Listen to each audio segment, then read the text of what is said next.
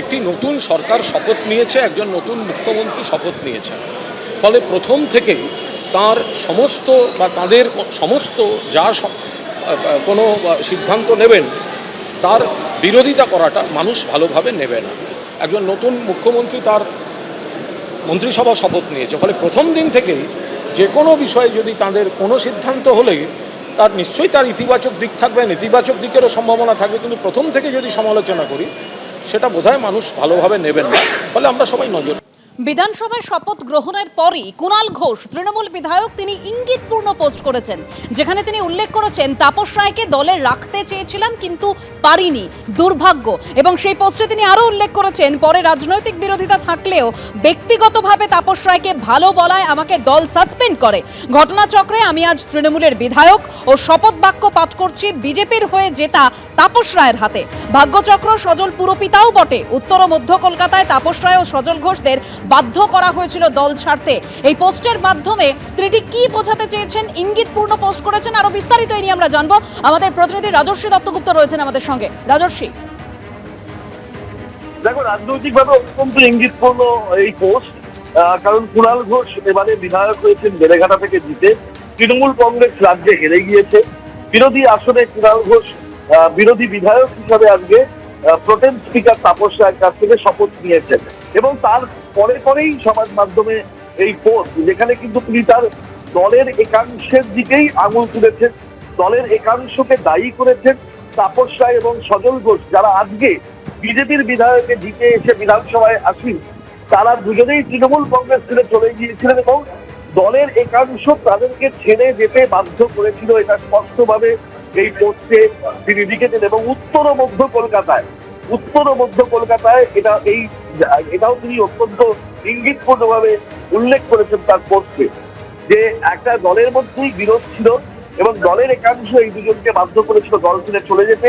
সেখানে কুণাল ঘোষ চেষ্টা করেছিলেন এদেরকে দলে রাখতে, কিন্তু ব্যর্থ হয়েছিলেন এবং এদের সম্পর্কে ভালো মন্তব্য করার জন্য কুণাল ঘোষকে দল সাসপেন্ড করেছিল, এটাও উল্লেখ করেছিল। অর্থাৎ দলের বিরুদ্ধে তিনি অভিযোগ করেছেন। শুধু তাই নয়, এখানেই থেমে থাকেন। আজকে তৃণমূলের তরফে যে এখনো স্বজন পোষণ চলছে, এই হারের পরেও যে একটা স্বজন পোষণ চলছে সেটার উল্লেখ করেছেন এবং সেটা খুব আপত্তির এবং উদ্বেগে এ কথা তিনি পোস্টে পরিষ্কারভাবে লিখেছেন। শুধু তাই নয়, লিখেছেন এভাবে চললে কর্মীরা তাদের ঐক্য হারাচ্ছেন এবং তৃণমূলকে চাঙ্গা করার লড়াইতে আত্মবিশ্লেষণটাও জরুরি। এইভাবে কিন্তু তিনি দলকে বলতে পারো তিনি দলকে নির্দেশ করেই, দলকে নিশানা করেই এই পোস্ট করেছেন।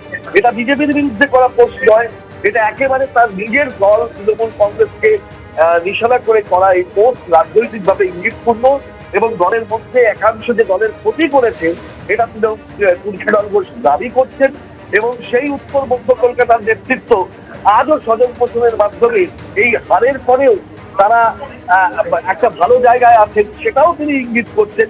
এবং এইরকম ঘটনাক্রম চলতে থাকলে দলে কিন্তু আরো কর্মীরা ধৈর্য হারাচ্ছেন এবং আত্মবিশ্লেষণ করাটা এই মুহূর্তে দলের জরুরি, সেটা তিনি বলছেন। অর্থাৎ সামগ্রিকভাবে অত্যন্ত ইঙ্গিতপূর্ণ এবং তাৎপর্যপূর্ণ রাজনৈতিক দিক থেকে সেরকম একটি পোস্ট আজকে বিধানসভায় শপথ গ্রহণের পরেই তৃণমূল কংগ্রেসের বিধায়ক কুণাল ঘোষ করলেন। ধন্যবাদ রাজর্ষী। অন্যদিকে বিজেপি বিধায়ক বরানগরের সজল ঘোষ তিনি শপথ গ্রহণ করেছেন এবং তারপরে তিনি মজার ছলে মন্তব্য করছেন যে গুজব রটছে আমি কারাগার মন্ত্রী হব। শুনুন। বেশ কয়েক বছর আগের কথা, সজল ঘোষ বিধানসভায় আসছেন একেবারে সদল বলে, পাঁচিল টপকে কোনো রকমভাবে সোজা ঢুকে পড়লেন বিধানসভার ভেতরে। আর তারপর কটা দিন যেন জেলে কাটিয়ে? 3 দিন। হাসিম আব্দুল হালিম সাহেব তখন ছিলেন স্পিকার। 3 দিন জেল। পাঁচিল টপকে এই গেটটা দিয়ে ঢুকেছিলাম, ঢুকে এই ঘুরে এই গাড়ি বারান্দার নিচে 4টে গাড়ি দাঁড়িয়েছিল, 21টা ছেলে। গাড়িকে বলেছিলাম যে যদি 5 সেকেন্ডের মধ্যে বেরোতে না পারো তাহলে গাড়িতে গাছ গজাবে। ওরা বেরিয়েও গেছিল, আমরাও ঢুকে গেছিলাম। তার মানে বিধানসভার ভূগোলটা আপনার জানা? ভূগোল কেন, একদম হাউসের ভেতর অব্দি জানা। ওদিন হাউসের ভেতরে পৌঁছেছিল। প্রথম বিধায়ক হয়েও অনেকে রাস্তা গুলিয়ে ফেলেন, অনেকে হাঁটতে গিয়ে হোঁচট খান। না না, হোঁচট খাওয়ার কোনো জায়গা। এরকম কটা জায়গায় আপনার চেনা? এবং আমার শেষ প্রশ্ন, সম্ভবত আপনি সবচেয়ে বেশি দিন জেল খেটেছেন ছাত্র জীবন থেকে আজ পর্যন্ত, মানে জেলটাও আপনার জেল। একদম একদম রাজনৈতিক কিন্তু বাজারে গুজব রটছে কারাগার মন্ত্রী হিসেবে হয়তো। এবিপি আনন্দ, এগিয়ে থাকে, এগিয়ে রাখে।